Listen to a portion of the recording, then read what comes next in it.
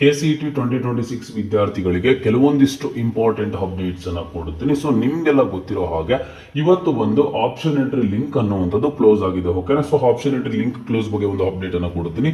ಜೊತೆಗೆ ಬಂದ್ಬಿಟ್ಟು KA ಕಡೆಯಿಂದ ಕೆಲವೊಂದಿಷ್ಟು ಲೇಟೆಸ್ಟ್ ಅಪ್ಡೇಟ್ಸ್ ಬಂದಿದ್ವು, ಅದ್ರ ಬಗ್ಗೆ ತಿಳಿಸ್ಕೊಡ್ತೀನಿ. ಚಾನಲ್ಗೆ ಲೈಕ್ ಸಬ್ಸ್ಕ್ರೈಬ್ ಮಾಡ್ಕೊಳ್ಳಿ.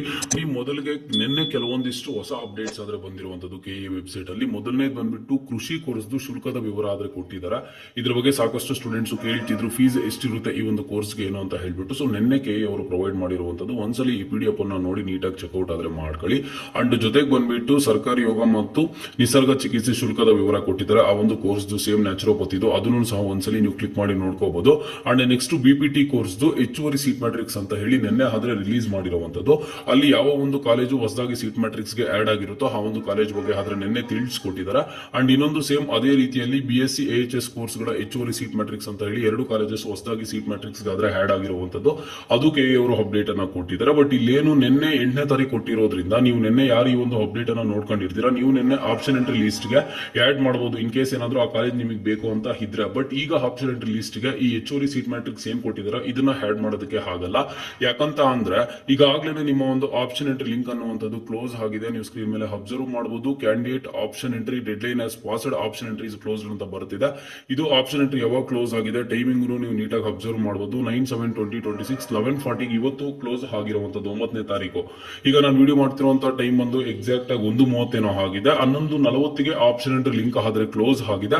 ಅಂಡ್ ಇನ್ನೊಂದು KA ಅವರು ಹೇಳಿದ ಪ್ರಕಾರನೇ ಇಲ್ಲಿ ಬಂದ್ಬಿಟ್ಟು ಒಂದು ಲಿಂಕ್ ಅನ್ನು ಆದ್ರೆ ಕ್ಲೋಸ್ ಮಾಡಿರುವಂತದ್ದು. ಈವನ್ ಸ್ವಲ್ಪ ಟೈಮ್ ಅನ್ನು ಕೊಟ್ಟಿದ್ದಾರೆ. ನಾವು ಅದ್ರ ಪ್ರಕಾರ ನೋಡೋದಾದ್ರೆ ಇವತ್ತು 10 ಗಂಟೆಗೆ ಏನೋ ಕ್ಲೋಸ್ ಆಗುತ್ತೆ ಅಂತ ಹೇಳಿದ್ದು 10 ಗಂಟೆ ಕ್ಲೋಸ್ ಆಗ್ತಿರುವಂತದನ್ನ ಅವರು ಒಂದು 11:30 ವರೆಗೂ ಸಹ ಕೊಟ್ಟಿದ್ದಾರೆ. ಓಕೆನಾ? ಅಂಡ್ ನೆಕ್ಸ್ಟ್ ನೋಡಿ ನಿಮ್ಗೆ ಇಲ್ಲಿ ಯಾವುದೇ ತರದ ಫರ್ದರ್ ಚೇಂಜಸ್ ಏನು ಸಹ ಇರೋದಿಲ್ಲ. First round final seat allotment results ಏನಿದೆ ಅದು ಬಂದ್ಬಿಟ್ಟು ನಿಮ್ಗೆ 15ನೇ ತಾರೀಕಿಗೆ ಕೊಡ್ತಾರೆ. ಅದಕ್ಕಿಂತ ಮುಂಚೆ ಟೆಂಪರರಿ ರಿಸಲ್ಟ್ಸ್ ಅಂತ ಹೇಳಿ 14ನೇ ತಾರೀಕು ಪ್ರೊವೈಡ್ ಮಾಡ್ತಾರೆ. ಅಂಡ್ ಇನ್ನೊಂದೇನು ಅಲ್ಲಿ ಪ್ರೊವೈಡ್ ಮಾಡುವಂತದ್ದು ಈಗ ಟೆಂಪರರಿ ರಿಸಲ್ಟ್ಸ್ ಆಗಿದ್ದ ಆದ್ಮೇಲೆ ನಿಮಗೆ ಯಾವುದೇ ತರದ ಮತ್ತೆ ಆಪ್ಷನ್ಸ್ ಅನ್ನ ಆಡ್ ಮಾಡೋದಕ್ಕೆ ಅವಕಾಶ ಕೊಡೋದಿಲ್ಲ. ಈಗ 14ನೇ ತಾರೀಕು 11 ಗಂಟೆ ಆಗಿದ್ದ ಆದ್ಮೇಲೆ ನಿಮ್ಗೆ ತಾತ್ಕಾಲಿಕ ಫಲಿತಾಂಶ ಸಿಗುತ್ತೆ. ಅದಾದ್ಮೇಲೆ 15ನೇ ತಾರೀಕು ಫೈನಲ್ ಅಲಾಟ್ಮೆಂಟ್ ರಿಸಲ್ಟ್ ಆದ್ರೆ ಸಿಗುತ್ತೆ. ಇಲ್ಲಿ 14ನೇ ತಾರೀಕು ಟೆಂಪರರಿ ರಿಸಲ್ಟ್ಸ್ ಬಂದಿದ್ದ ಆದ್ಮೇಲೆ ನೀವು ಯಾವುದೇ ತರದ ಕಾಲೇಜಸ್ ಅನ್ನ ಆಡ್ ಮಾಡೋದಕ್ಕೆ ಆಗೋದಿಲ್ಲ. ಇದು ಬಂದ್ಬಿಟ್ಟು ನಿಮ್ಗೆ ಫೈನಲ್ ಆಪ್ಷನ್ ಎಂಟ್ರಿ ಅಂತ ನಾನು ಹೇಳ್ತೀನಿ. ಕಾಲೇಜಸ್ ನ ಆಡ್ ಮಾಡೋದಕ್ಕೆ ಸೆಕೆಂಡ್ ರೌಂಡ್ ಅಲ್ಲಿ ಯಾವುದೇ ತರದ ಕಾಲೇಜಸ್ ಅನ್ನ ಆಡ್ ಮಾಡೋದಕ್ಕೆ ಆಗಲ್ಲ. ಇವತ್ತು ನೀವು ಒಂದು ಆಪ್ಷನ್ ಎಂಟ್ರಿ ಕ್ಲೋಸ್ ಆಗೋವರೆಗೂ ಲಾಸ್ಟ್ ಮಿನಿಟ್ ವರೆಗೂ ಏನ್ ಚೇಂಜಸ್ ಅನ್ನ ಮಾಡಿ ಅಪ್ಡೇಟ್ ಅನ್ನ ಮಾಡಿದ್ರಿ ಲಾಸ್ಟ್ ಮಿನಿಟ್ ಅದೇ ಆದ್ರೆ ಕೌಂಟ್ ಆಗುವಂತದ್ದು. 14ನೇ ತಾರೀಕು ಟೆಂಪರರಿ ರಿಸಲ್ಟ್ಸ್ ಅನ್ನ ಕೊಡ್ತಾರೆ. ಆ ಟೆಂಪರರಿ ರಿಸಲ್ಟ್ಸ್ ಅಲ್ಲಿ ಗೊತ್ತಾಗುತ್ತೆ.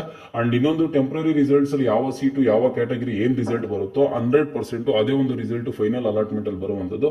ಸರ್ ಆಗಿದ್ರೆ ಏನಕ್ಕೆ ಒಂದೇ ಸಲ ಫೈನಲ್ ಅಲಾಟ್ಮೆಂಟ್ ಕೊಡ್ಬೋದಲ್ವಾ ಅಂತ ನೀವು ಕೇಳಬಹುದು. ಈಗ ಟೆಂಪರರಿ ರಿಸಲ್ಟ್ಸ್ ಬಂದಿದ್ದ ಆದ್ಮೇಲೆ ಯಾರ್ದಾದ್ರೂ ಕೆಲವೊಬ್ರು ಸ್ಟೂಡೆಂಟ್ಸ್ KA ಅವ್ರ ಕಡೆಯಿಂದ ಏನಾದ್ರೂ ಮಿಸ್ಟೇಕ್ಸ್ ಆಗಿದ್ರೆ ರಿಸಲ್ಟ್ ಅನೌನ್ಸ್ ಆಗದೆ ಇರೋದಾಗ್ಲಿ ಅಥವಾ ಬೇರೆ ಏನಾದ್ರೂ ಪ್ರಾಬ್ಲಮ್ಸ್ ಇದ್ರೆ ಟೆಕ್ನಿಕಲ್ ಪ್ರಾಬ್ಲಮ್ಸ್ ಅದು KA ಅವರಿಗೆ ಗೊತ್ತಾಗಿ ಅವರು ಅದನ್ನ ಕ್ಲಿಯರ್ ಮಾಡಿ ಮತ್ತೆ ನೆಕ್ಸ್ಟ್ 15ನೇ ತಾರೀಕು ಫೈನಲ್ ಅಲಾಟ್ಮೆಂಟ್ ರಿಸಲ್ಟ್ಸ್ ಅನ್ನ ಕೊಡೋದಕ್ಕೆ ಈ ರೀತಿಯಾಗಾದ್ರೆ ಮಾಡಿರುವಂತದ್ದು. ಈಗ ನೆಕ್ಸ್ಟ್ ನೀವು ಸ್ಟೂಡೆಂಟ್ಸ್ ಏನಕ್ಕೆ ವೆಯ್ಟ್ ಮಾಡಬೇಕು, ನೀವು ನೆಕ್ಸ್ಟ್ ರಿಸಲ್ಟ್ ವೆಯ್ಟ್ ಮಾಡಬೇಕಾಗುತ್ತೆ. 14ನೇ ತಾರೀಕುವರೆಗೂ KA ಕಡೆಯಿಂದ ಸಣ್ಣ ಪುಟ್ಟ ಅಪ್ಡೇಟ್ಸ್ ಬರ್ತಾನೆ ಇರುತ್ತೆ. ಬಟ್ ನಿಮ್ಗೆ 14ನೇ ತಾರೀಕು ಒಂದು ಟೆಂಪರರಿ ರಿಸಲ್ಟ್ಸ್ ಆದ್ರೆ ಬರುತ್ತೆ. 15ನೇ ತಾರೀಕು ಫೈನಲ್ ಅಲಾಟ್ಮೆಂಟ್ ರಿಸಲ್ಟ್ಸ್. ಅದಾದ್ಮೇಲೆ ಚಾಯ್ಸ್ ಎಂಟ್ರಿ ಅನ್ನ ಕೊಡ್ತಾರೆ. ನೋಡಿ ಚಾಯ್ಸ್ ಎಂಟ್ರಿ ಬಂದ್ಬಿಟ್ಟು ತುಂಬಾ ಇಂಪಾರ್ಟೆಂಟ್ ರೋಲ್ ಅನ್ನ ಪ್ಲೇ ಮಾಡುತ್ತೆ ಈ ಒಂದು ಕೌನ್ಸಿಲಿಂಗ್ ಅಲ್ಲಿ. ನಿಮ್ಗೆ ಚಾಯ್ಸ್ ಎಂಟ್ರಿ ಸೇಮ್ ಈಗ ಆಪ್ಷನ್ ಎಂಟ್ರಿ ಲಿಂಕ್ ತರ ಒಂದ್ಸಲಿ ರಿಸಲ್ಟ್ ಬಂದಿದ್ದಾದ್ಮೇಲೆ ಚಾಯ್ಸ್ ಎಂಟ್ರಿ ಲಿಂಕ್ ಅಂತ ಕೊಡ್ತಾರೆ. ಅದರಲ್ಲಿ ಬಂದು ಚಾಯ್ಸ್ 1, ಚಾಯ್ಸ್ 2, ಚಾಯ್ಸ್ 3, ಚಾಯ್ಸ್ 4 ಅಂತ 4 ಆಪ್ಷನ್ಸ್ ನಿಮಗೆ ತೋರಿಸಿರುತ್ತೆ. ಸೊ ಈಗ ನಾನು ನಿಮ್ಗೆ ಸುಮ್ಮನೆ ಹೇಳ್ತೀನಿ, ಅರ್ಥ ಮಾಡ್ಕೊಳ್ಳಿ. ನೆಕ್ಸ್ಟ್ ನಾನು ನಿಮ್ಗೆ ನೀಟಾಗಿ ಒಂದು ಪೇಪರು ಪೆನ್ ತಗೊಂಡು ನೀಟಾಗಿ ಎಕ್ಸ್ಪ್ಲೈನ್ ಮಾಡ್ತಾ ಹೋಗ್ತೀನಿ. ಸೊ ಆ 4 ಚಾಯ್ಸ್ ಅಲ್ಲಿ ಚಾಯ್ಸ್ 1 ಯಾರು ಸೆಲೆಕ್ಟ್ ಮಾಡ್ತಾರೆ.